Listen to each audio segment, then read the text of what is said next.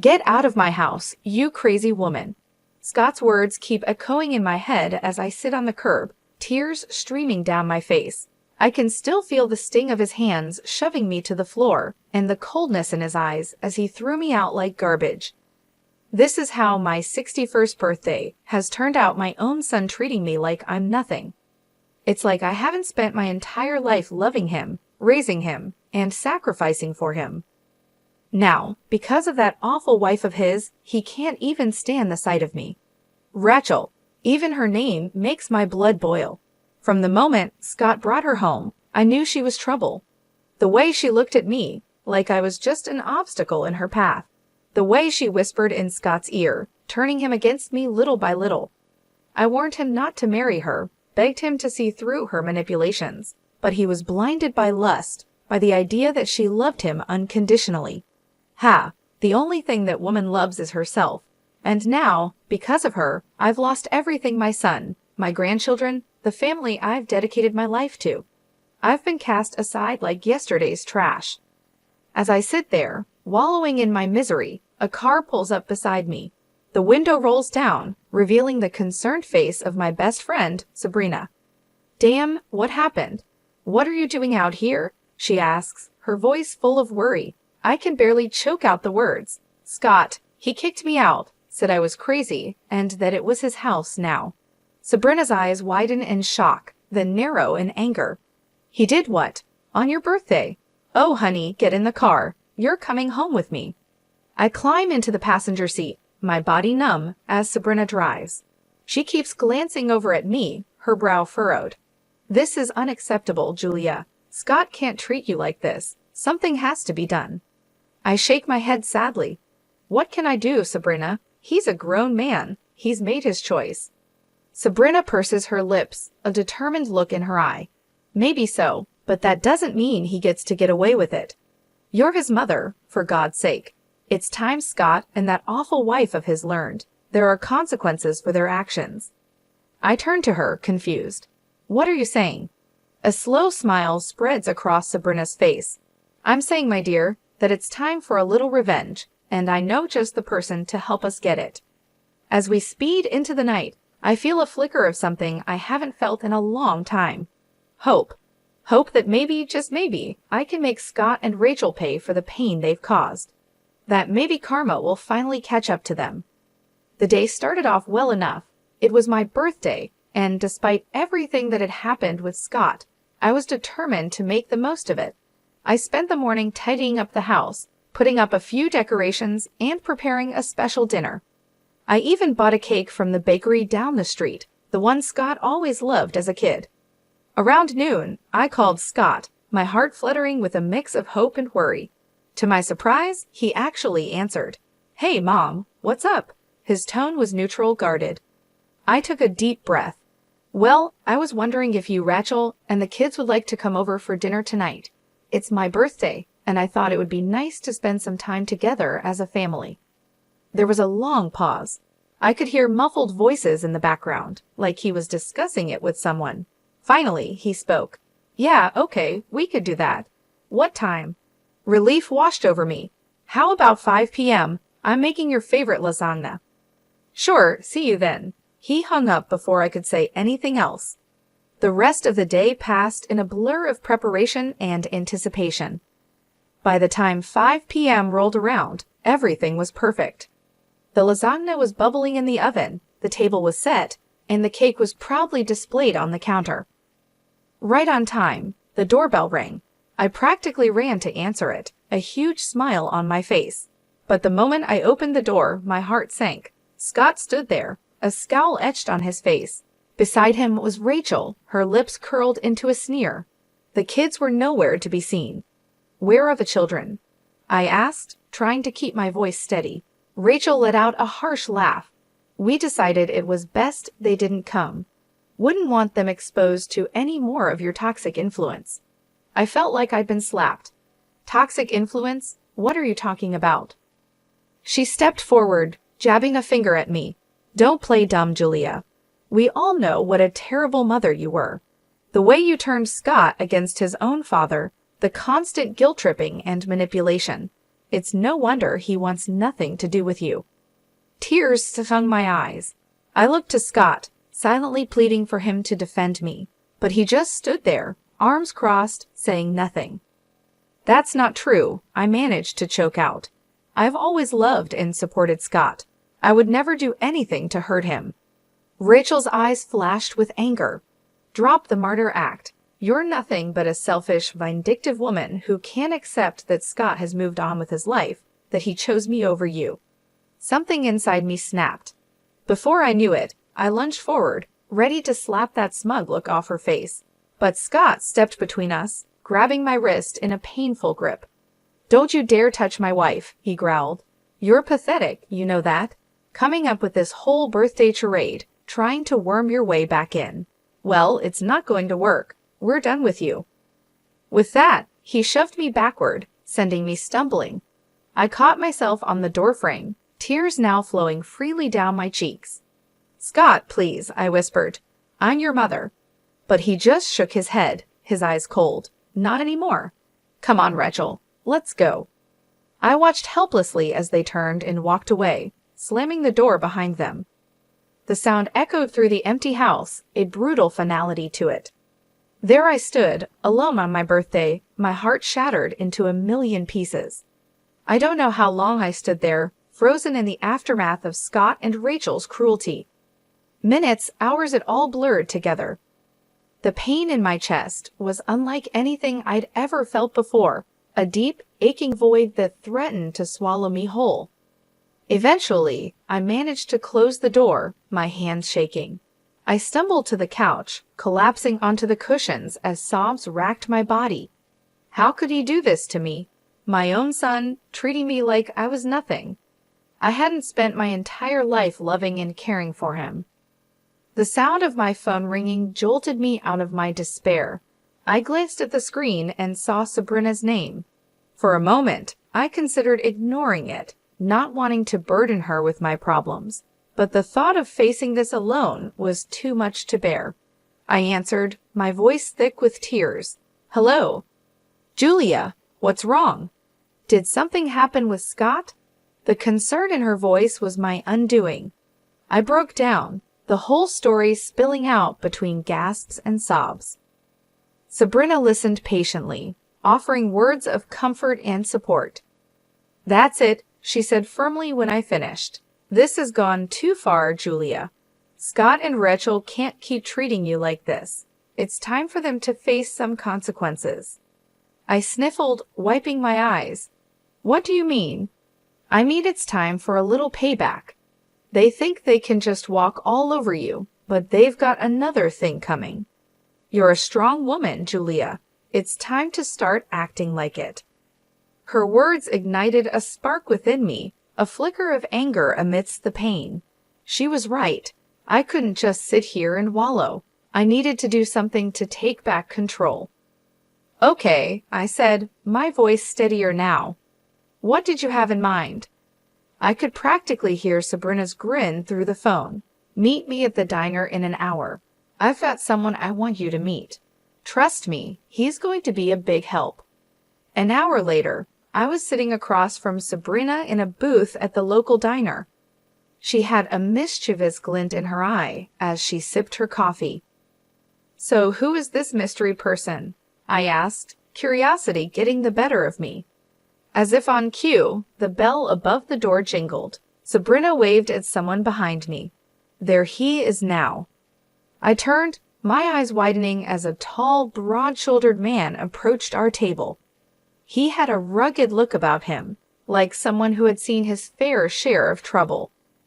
"Julia, meet my brother James," Sabrina said, gesturing for him to sit. James nodded at me, his gaze assessing. "Sabrina filled me in on your situation. I'm sorry to hear about what your son and his wife did. That's rough."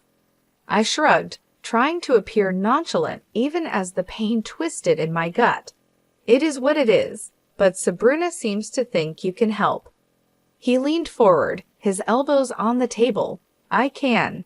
In my line of work, I've learned that everyone has secrets, skeletons in their closet. And from what Sabrina's told me, I'm betting your daughter-in-law has more than a few. A tingle of anticipation ran down my spine. What are you saying? James smiled, slow and dangerous. I'm saying let me dig into Rachel's past. If there's dirt to be found, I'll find it. And once we have that information, well, let's just say karma has a way of coming back around. I sat back, my mind spinning with possibilities. Could this really work? Could I finally make Scott and Rachel pay for what they had done? Looking into James's confident eyes, I made my decision. I'm in. Let's do this. He nodded, satisfied. Excellent. Give me a week. I'll be in touch. As he stood to leave, I felt a renewed sense of purpose and determination. They thought they could break me, but they were wrong. It was time for revenge. The week crawled by, each day feeling like an eternity. I tried to keep myself busy, throwing myself into cleaning the house, running errands, anything to distract from the constant churn of my thoughts. What would James find? Would it be enough to bring Scott and Rachel to their knees? Sabrina checked in on me daily, offering words of encouragement and support. She was the only thing keeping me sane, the only person who truly understood the depth of my pain and anger. Finally, on the 7th day, my phone rang. It was James. Julia, it's me. I've got something. Can you meet me at my office in an hour? My heart leaped into my throat. Of course, I'll be there. I arrived at James' office with 10 minutes to spare, my nerves jangling. Sabrina was already there, pacing the small waiting area. She gave me a tight hug when I entered. Are you ready for this? She asked, searching my face. I nodded, steeling myself. As ready as I'll ever be. James emerged from his office with a grim expression on his face. Come on in, ladies. We settled into the chairs opposite his desk, the air thick with tension. James opened a manila folder, spreading out a series of documents and photographs. So, I did some digging into Rachel's background, he began, tapping the papers. And let me tell you, this woman is no saint. He slid a document towards me. First off, she has a criminal record. Embezzlement from her previous job. She managed to avoid jail time, but it wasn't pretty. I stared at the paper, a mugshot of Rachel staring back at me. She looked younger, but those cold eyes were unmistakable. But that's not all, James continued, his voice grave. I also found out that she's a person of interest in the death of her ex-boyfriend. Sabrina gasped, and I felt like I'd been punched in the gut. What do you mean? I managed to ask, my voice shaking. James handed me a newspaper clipping. 3 years ago, her ex was found dead under mysterious circumstances. The police suspected foul play but could never prove anything. Rachel was the last person to see him alive. I scanned the article, my eyes catching on phrases like suspicious death and ongoing investigation. My mind reeled, trying to reconcile this information with the woman my son had married. So what does this mean? Sabrina asked, voicing the question I couldn't. James leaned back in his chair, steepling his fingers. It means we have leverage. It means that if this information were to come to light, Rachel's life as she knows it would be over, her reputation, her marriage, everything. A flicker of hope ignited in my chest. So what do we do now? A slow smile spread across James's face. Now we use it.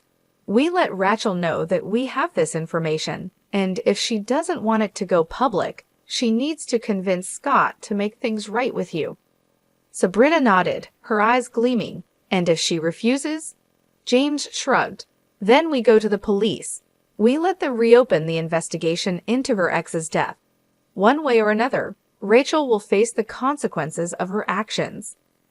I sat there, stunned, trying to process it all. Could it really be this simple? Could I really make Rachel pay for what she'd done, for turning Scott against me? Looking at the determination on Sabrina and James's faces, I felt a surge of strength. They believed in me, believed that I deserved justice, and for the first time since that awful birthday, I believed it too. Let's do it, I said, my voice steady. Let's make them pay. James grinned, a predatory gleam in his eye. Excellent. Give me a day to put everything in motion. By this time tomorrow, Rachel won't know what hit her.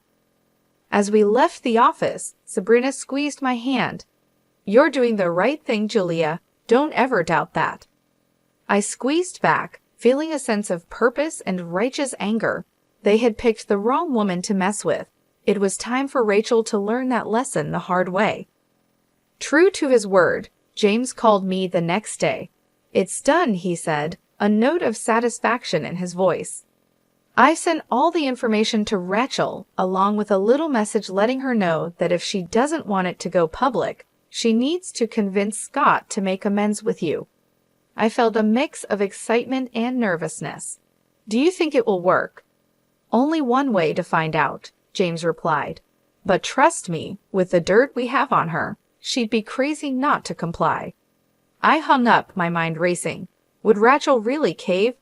Would she really force Scott to apologize and make things right? A part of me dared to hope, even as another part whispered that it was too good to be true. Hours passed with no word. I paced my living room, jumping at every sound, convinced it was the doorbell or the phone. But as evening fell, there was still nothing. Just as I was about to give up and go to bed, there was a pounding at the door. My heart in my throat, I opened it to find Scott standing there, his face full of anger. "What the hell did you do?" he snarled, pushing past me into the house. I stumbled back, caught off guard. "What are you talking about?" He turned on me, his eyes blazing. "Don't play dumb. Rachel told me everything about the private investigator, about you digging up her past. What? You thought you could blackmail her into making me forgive you?" I stood my ground, lifting my chin. I didn't blackmail anyone. I simply let her know that her actions have consequences, that she can't just destroy my life and get away with it. Scott let out a harsh laugh. "Destroy your life? Are you serious? You're the one who's trying to destroy our marriage, our family.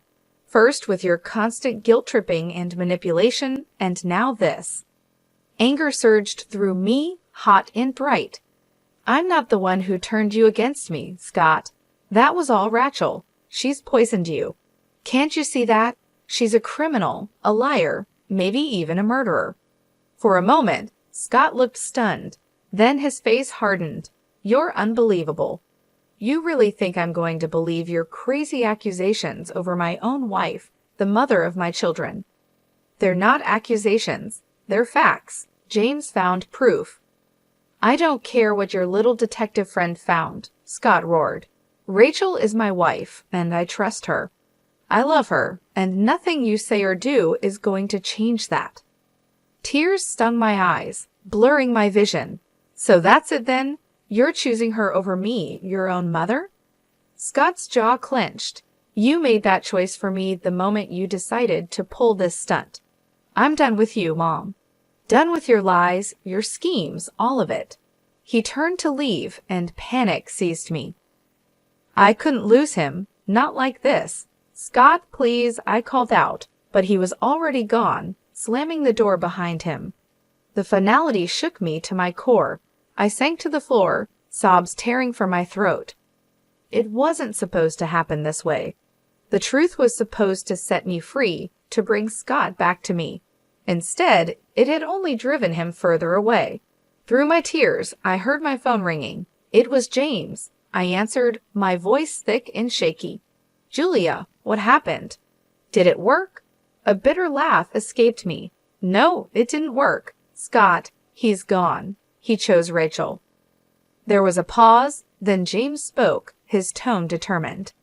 "Then we move on to plan B. We go to the police, get them to reopen the investigation into Rachel's ex's death." I shook my head, even though he couldn't see me. "What's the point? It won't change anything." Scott made his choice. "This isn't about Scott anymore," James said firmly. "This is about justice, about making sure Rachel pays for what she's done, one way or another." I closed my eyes, exhaustion and grief washing over me. Could I do it? Could I really destroy my son's wife, the mother of my grandchildren?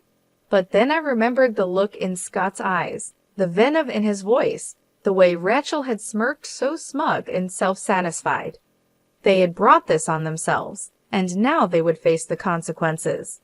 Okay, I whispered, a new resolve hardening in my chest.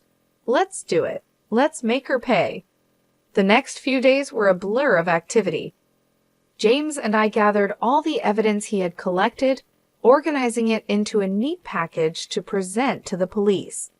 Sabrina was a constant presence, offering support and encouragement when my resolve wavered. Finally, the day arrived. We walked into the police station, heads held high, ready to blow the lid off Rachel's sordid past. The detective listened intently as we laid out our case, his brow furrowing as he examined the documents and photographs. When we finished, he sat back, a grim expression on his face. "This is serious stuff," he said, tapping the file. "If what you're saying is true, we have grounds to reopen the investigation into Miss Michael's ex-boyfriend's death." I felt a surge of vindication. "It is true, every word of it," I affirmed. The detective nodded. "All right then, leave this with me. I'll get the ball rolling." We left the station, a sense of anticipation thrumming through me. It was really happening. Rachel was finally going to face the music. 5 days later, I received a call from James. "Turn on the news," he said, a note of triumph in his voice. I did as he said, my heart pounding as the anchor's face filled the screen. "Breaking news," she announced, her expression serious. Local woman Rachel Michael has been arrested in connection with the previously unsolved death of her ex-boyfriend, Andrew Huberman. New evidence has come to light, prompting police to reopen the investigation. I watched, transfixed, as they showed footage of Rachel being led out of her and Scott's house in handcuffs, her face a mix of shock and anger. Scott followed behind, looking stunned and lost. A fierce satisfaction burned in my chest. She was finally getting what she deserved. But my joy was short-lived. The news report went on to describe how Scott had to use their savings to post Rachel's bail and hire a lawyer. It was a financial blow, one that would undoubtedly strain their marriage. I should have felt guilty, knowing that I had played a part in their hardship. But all I could think was that it served them right. They had brought this on themselves with their cruelty and deceit. Over the next few weeks, I watched from afar as the drama unfolded. Rachel's arrest made headlines, and the court of public opinion was merciless. Speculation ran rampant about her involvement in her ex's death and what other secrets she might be hiding. Scott put on a brave face, standing by his wife in public, but I could see the toll it was taking. He looked haggard, worn down by the constant scrutiny and whispers. A part of me yearned to reach out, to offer comfort and support, but I hardened my heart, reminding myself of the way he had cast me aside, the vicious words he had hurled at me. He had made his bed, and now he would lie in it. One afternoon, as I was returning from the grocery store, I spotted a familiar figure on my doorstep. It was Scott, his shoulders slumped, his eyes red-rimmed. For a moment, I considered ignoring him, pretending I wasn't home, but curiosity got the better of me. "What do you want?" I asked coldly as I approached, my arms laden with bags. Scott looked up, his expression a mix of exhaustion and desperation. "Mom, I need your help." I raised an eyebrow. "Oh, now you need my help. What happened to being done with me and my schemes?" He flinched as if I'd struck him. I know I said some awful things, but this is bigger than that. Rachel's in real trouble, Mom. The evidence against her, it's bad." A flicker of unease passed through me. "What are you saying?" Scott's voice broke. "I'm saying I don't know what to do. The lawyer fees are bankrupting us, and if Rachel goes to prison, I can't raise the kids on my own. I need you, Mom, please." I stared at him, torn between the urge to comfort him and the desire to lash out. He looked so broken, so defeated. But then I remembered the pain he had caused, the way he had abandoned me. I straightened my spine, my voice cold. "You should have thought of that before you turned your back on me. I'm sorry, Scott, but you're on your own. With that, I brushed past him, ignoring his pleas and apologies. He had made his choice, and now he would live with the consequences. A few days after Scott's desperate visit, I received an unexpected call. It was Rachel's mother, her voice tight with barely contained anger. "Julia, I know we've had our differences, but I need to ask a favor," she said, the words seeming to pain her. I felt a flicker of surprise. What kind of favor? "It's the kids. With everything going on with Rachel's case, Scott's struggling to keep up. He needs a break. I was hoping you could take the children for the weekend." I hesitated, torn. On one hand, the thought of spending time with my grandchildren filled me with longing. It had been so long since I'd seen them.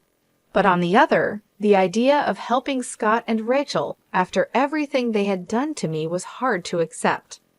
"Please, Julia," Rachel's mother pressed, sensing my reluctance. "I know you love those kids. They need some stability right now, and Lord knows they won't get it from Scott or Rachel." I sighed, my resolve crumbling. She was right. Whatever issues I had with their parents, my grandchildren were innocent. They deserved better than to be caught in the middle of this mess. "All right," I agreed. "I'll take them for the weekend, but I'm doing this for them, not for Scott or Rachel." "Of course. Thank you, Julia. I'll let Scott know to drop them off Friday evening." True to her word, Scott arrived on my doorstep that Friday with the kids in tow. He looked even worse than the last time I'd seen him, his face gaunt and shadowed. "Mom," he greeted me, his voice hoarse. "Thank you for doing this. I really appreciate it." I nodded stiffly, my attention on the children. They looked up at me, their eyes wide and uncertain. "Grandma," my granddaughter cried, breaking into a smile. She rushed forward, wrapping her little arms around my waist. I hugged her back, blinking back sudden tears. "Hello, sweetheart. I've missed you." My grandson was more reserved, hovering by Scott's side. I knelt down, opening my arms. "Come here, buddy. It's okay." Slowly, he stepped into my embrace, his small body trembling. My heart ached for him, for both of them. Scott cleared his throat. "I'll pick them up Sunday evening. If anything comes up, just give me a call." I straightened, meeting his gaze coolly. "We'll be fine. Enjoy your weekend." With a final nod, he left, leaving me alone with the kids. I took a deep breath, forcing a smile. Who wants pizza for dinner? The weekend passed in a blur of laughter, games, and stories. For a little while, I was able to forget the drama and heartache, lost in the simple joy of being with my grandchildren. But all too soon, it was over. Scott arrived to collect the kids, his expression guarded as they gathered their things. "Grandma, can we come stay with you again soon? We had so much fun." My granddaughter tugged on my hand. I smiled, smoothing her hair. "Of course, honey, anytime you want." Scott's jaw tightened. "We should get going. Say goodbye, kids." They hugged me tightly, their little faces sad. I watched as they climbed into Scott's car, my heart heavy. As he prepared to leave, Scott paused, turning back to me. "Listen, Mom, about what they said. I don't want you getting any ideas. This was a one-time thing." I bristled, anger sparking. "Excuse me? You think I'm trying to turn them against you?" "Wouldn't be the first time," he muttered. I saw red. "How dare you? I have done nothing but love and support those children, which is more than I can say for you and Rachel. You're so wrapped up in your own drama, you can't even see how much they're hurting." Scott's face flushed. "You have no idea what we're going through. No idea the stress, the pressure." "And whose fault is that?" I cut him off. "You chose this, Scott. You chose Rachel and all the chaos that comes with her. Don't you dare put that on me." He stared at me, his eyes hard. "This isn't over, Mom. I won't let you poison my kids against me the way you did with Dad." With that, he got in the car and drove away, leaving me shaking with rage and hurt. I stood there, watching until the car disappeared from view, a cold determination settling over me. If Scott wanted to play hardball, then so be it. I was done playing nice. It was time to end this once and for all. The day of Rachel's trial arrived, cold and gray. I dressed with care, choosing a somber black suit that radiated quiet authority. Sabrina picked me up, her face set with grim determination. "Are you ready for this?" she asked as we drove to the courthouse. I nodded, my jaw tight. "I've been ready for a long time." We met James on the steps, his expression serious. "I've got a surprise for you," he said, leading us inside. I tracked down Andrew Huberman's family. They're here to testify. I felt a surge of gratitude and vindication. With their testimony, Rachel's fate would be sealed. The courtroom was packed, the air thick with tension. I took my seat behind the prosecutor's table, my heart pounding as Rachel was led in, her wrists and ankles shackled. She looked pale and drawn, but her eyes still glittered with malice when they met mine. Scott sat stiffly beside her, his face a mask of conflicting emotions. I looked away, focusing on the judge as he called the court to order. The trial was grueling and emotional. The prosecutor laid out the evidence against Rachel in damning detail, painting a picture of a cruel, calculating woman who would stop at nothing to get what she wanted. But it was the testimony of Andrew Huberman's family that truly sealed her fate. His mother, a frail silver-haired woman, spoke of her son's kind heart, his bright future cut short. His sister wept as she recounted Rachel's controlling, abusive behavior and how she had isolated Andrew from his loved ones. Through it all, Rachel sat stone-faced, her eyes cold and empty. Scott grew more and more agitated, his knee bouncing, his hands clenched into fists. Finally, it was time for the verdict. The jury filed back in, their faces somber. The foreman stood, clearing his throat. In the matter of the state versus Rachel Michael, on the charge of murder in the first degree, we find the defendant guilty.